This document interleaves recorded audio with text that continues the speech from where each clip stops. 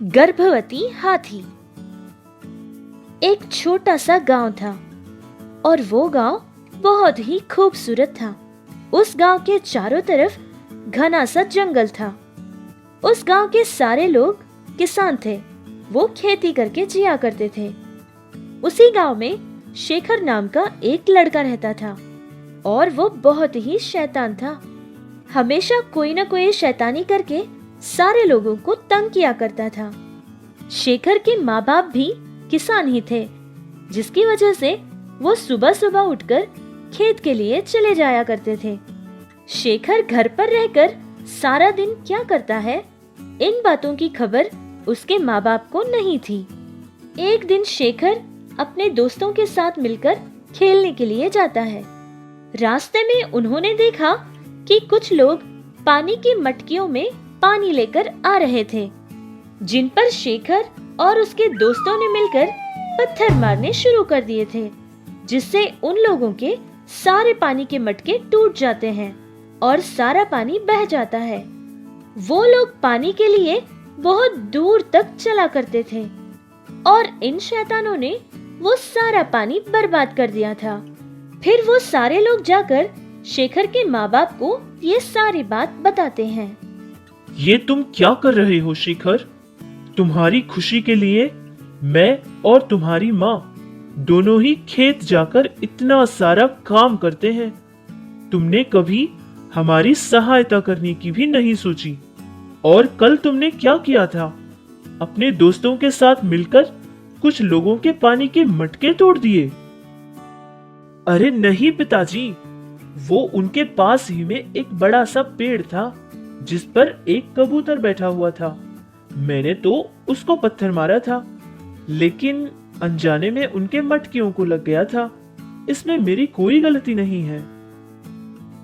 क्या? कबूतर को मारना चाहते थे? क्या तुम पागल हो गए हो? इस तरह बेजुबान जानवरों को सताना बिल्कुल ठीक नहीं है।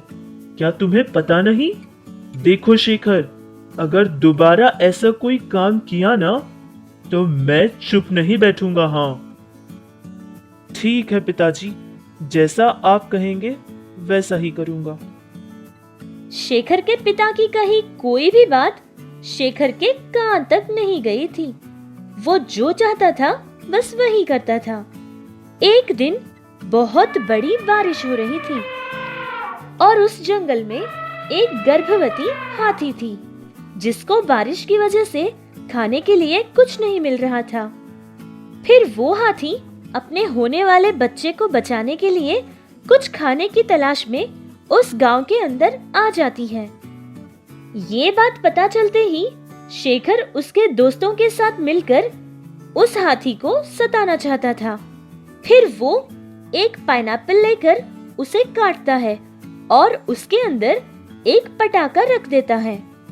फिर दूसरे दिन शेखर पता करता है कि वो गर्भवती हाथी कहाँ है।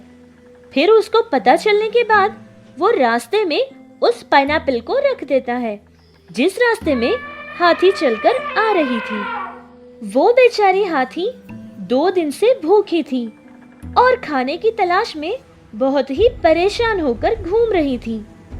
तभी उसको एक पाइनएप्पल रास्ते पे पड़ा नजर आता है, जिसे देखकर वो बहुत ही खुश हो जाती है, क्योंकि उसके होने वाले बच्चे को खाना पहुंचाना बहुत जरूरी था।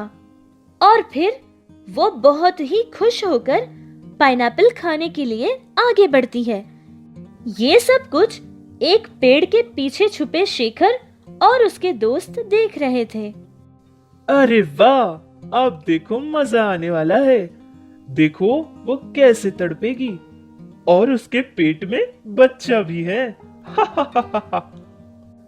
वो हाथी अपने दिल ही दिल में कहने लगी, देखा बेटा तुमने, हम लोग भूखे हैं ना, लोगों ने हमारे लिए यहाँ खाना रखा है। सच बताऊं बेटा, ये इंसान बहुत अच्छे होते हैं। ये कहती हुई बहुत ही खुशी खुशी वो उस पाइनएप्पल को उठाकर अपने मुंह में डाल लेती है। फिर अचानक वो पटाखा उसके मुंह में ही फट जाता है और हाथी के मुंह से बहुत ही खून बहने लगता है। वो बेचारी हाथी दर्द से चिल्लाने लगी और इधर उधर भागने लगी। उसके मुंह से बहुत ही ज्यादा खून बह रहा था और उसको बहुत जलन भी महसूस हो रही थी। फिर वो हाथी भागती हुई पास ही रहने वाली एक नदी में जाकर पानी पीने लगती है। दर्द की वजह से वो हाथी हिल भी नहीं पा रही थी। ये सब कुछ देखकर शेखर को दुख होने लगा। उसने सोचा कि उसने बहुत बड़ी गलती कर दी है। फिर गांव के कुछ लोगों को ये सारी बात जाकर बताता है और कहता है कि आए और उस हाथी की सहायता करें। और फिर गांव के कुछ लोग आकर एक और हाथी की सहायता से उस हाथी को उस नदी से बाहर निकालने की कोशिश करते हैं। इसी तरह 1 घंटा गुजर जाता है और बहुत ही ज्यादा खून बहने के कारण वो हाथी वहीं मर जाती है। माँ, हमें क्या हुआ है माँ? और तुम इतना जोर से क्यों चिल्ला रही थी माँ? तुम्हें क्या हो गया है? बेटा, मैंने कभी नहीं सोचा था कि तुम्हें ऐसी एक आत्मा की तरह देखूंगी। मैंने पूरी कोशिश की थी तुम्हारी जान बचाने की, लेकिन मैं नहीं कर पाई। मैं तो चाहती थी कि तुम्हें ये सारी दुनिया दिखाऊं और तुम्हारे साथ खूब खेलूं। और मैं ये देखना चाहती थी कि तुम कैसे मेरे पीछे पीछे माँ माँ कहते घूमा करोगे और तुम्हें नदी में लाकर नहलाऊंगी। लेकिन ये सारे सपने अधूरे रह गए और हम मर गए। माँ, तुम ऐसे मत रो माँ। तुम्हें रोता देखकर मुझे भी रोना आता है माँ। मैं तो तुम्हारे साथ ही हूँ ना माँ। मैं तुम्हारे साथ बहुत खुश हूँ। उस गांव के सारे लोग बहुत ही दुखी हो गए थे क्योंकि वो हाथी गर्भवती थी और ऐसी हालत में उसको बहुत ज्यादा तकलीफ हुई थी। फिर सारे लोगों को ये बात पता चली कि ये हरकत शेखर की हुई है। फिर सारे लोगों ने मिलकर पुलिस को खबर कर दी थी और पुलिस आकर शेखर को गिरफ्तार कर लेती है। शेखर भी अपनी इस हरकत पर बहुत शर्मिंदा था और मन ही मन अपने आप को कोसने लगा। कोई दर्द अगर इंसान को हो जाए तो इंसान उस दर्द को बयान कर सकता है और किसी को सुना सकता है, लेकिन एक बेजुबान जानवर को अगर कोई तकलीफ पहुंचाई गई तो वो किसी से कह भी नहीं पाते। हमें चाहिए कि ऐसे बेजुबान जानवरों का ख्याल रखें और उनसे प्यार करें।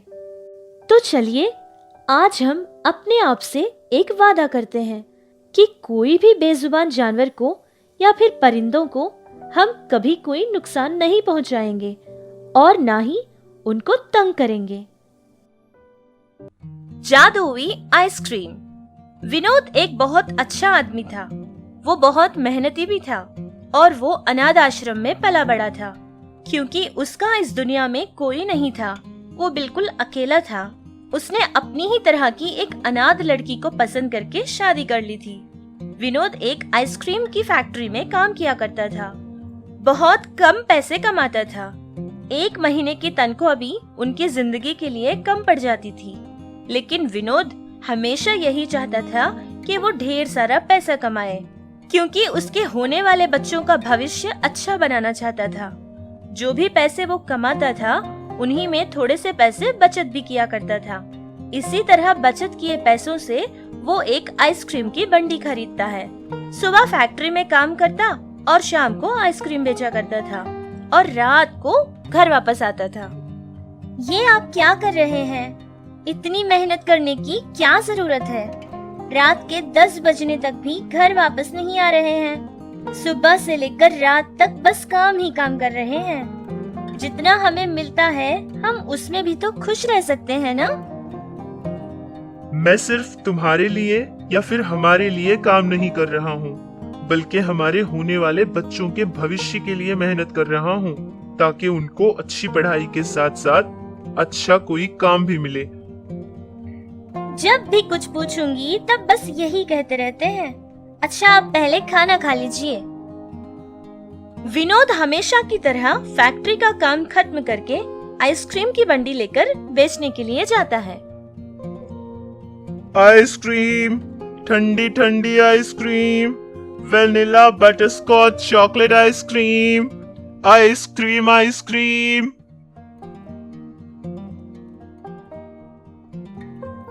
देखो भाई, उधर कुछ गुंडे खड़े हैं, तुम उधर मत जाना।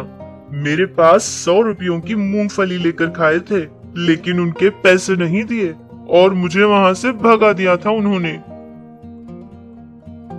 वो बात सुनकर विनोद वहां से अपनी आइसक्रीम की बंडी को लेकर पीछे मुड़ता है, लेकिन वो गुंडे विनोद के पास आ ही गए थे और उसकी आइसक्रीम की बंडी के सामने आकर खड़े हो गए थे। क्यों रे, किधर भाग रहा है? उस मूंगफली वाले ने क्या सब बता दिया था क्या? अच्छा, वो सब छोड़ और हम सबको आइसक्रीम दे।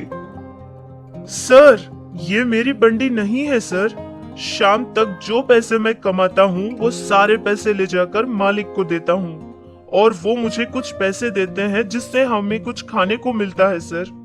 अगर पैसों का हिसाब बराबर नहीं दूंगा तो वो मुझे नहीं छोड़ेंगे। कृपया करके मुझे जाने दीजिए। अच्छा, बहुत अच्छी कहानी थी जो तूने अभी अभी सुनाई थी। अपनी बकवास बंद कर और हमको आइसक्रीम दे, वरना तेरा सर फोड़ दूंगा। विनोद के लाख रोकने के बाद भी वो गुंडे जबरदस्ती आइसक्रीम छीनकर खा लिए थे। उस दिन विनोद बहुत दुखी हो गया था, क्योंकि सारा दिन मेहनत करके जो पैसे उसने कमाए थे उससे दुगना नुकसान उन गुंडों की वजह से उसका हो गया था। विनोद ने चाहा कि उन गुंडों से दोबारा फिर कभी सामना ना हो, लेकिन वो गुंडे हमेशा विनोद पर ही नजर रखा करते थे।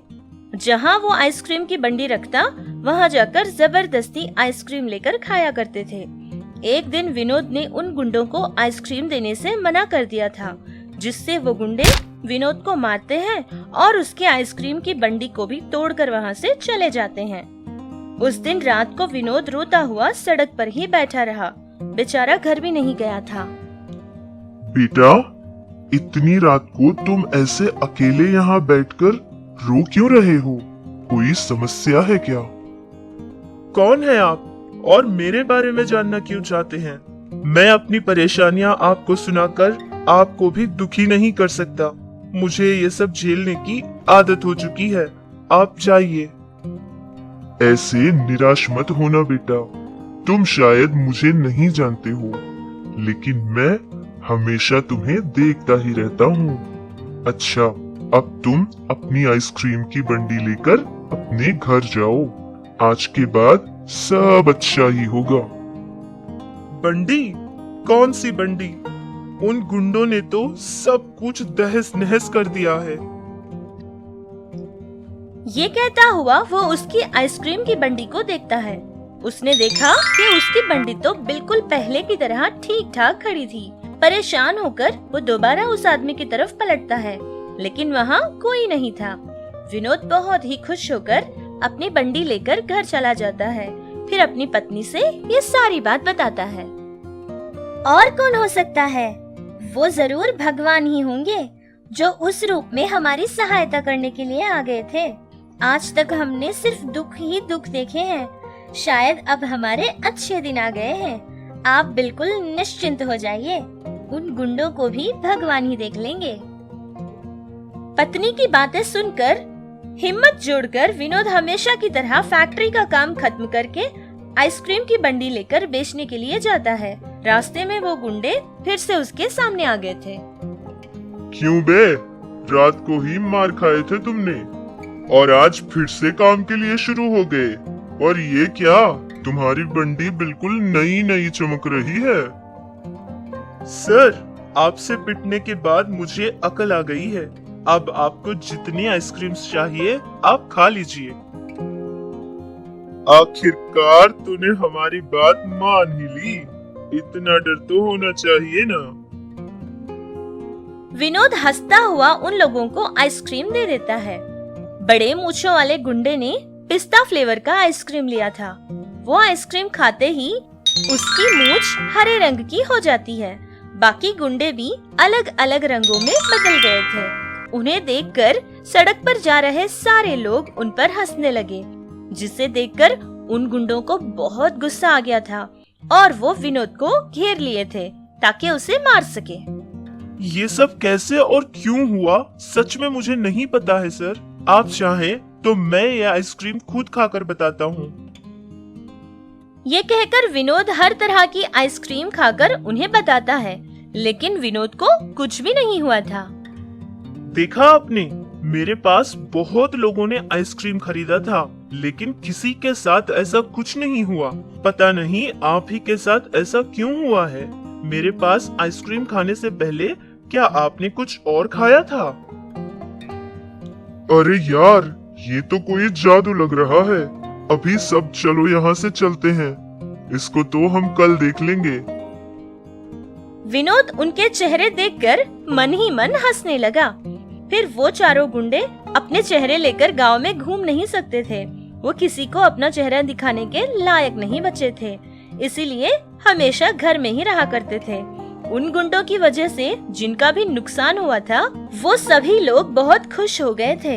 विनोद भी जैसा उसने चाहा था वैसे ही खूब सारा पैसा कमाने लगा और वो दोनों पति पत्नी भी खुश होकर जीने लगे।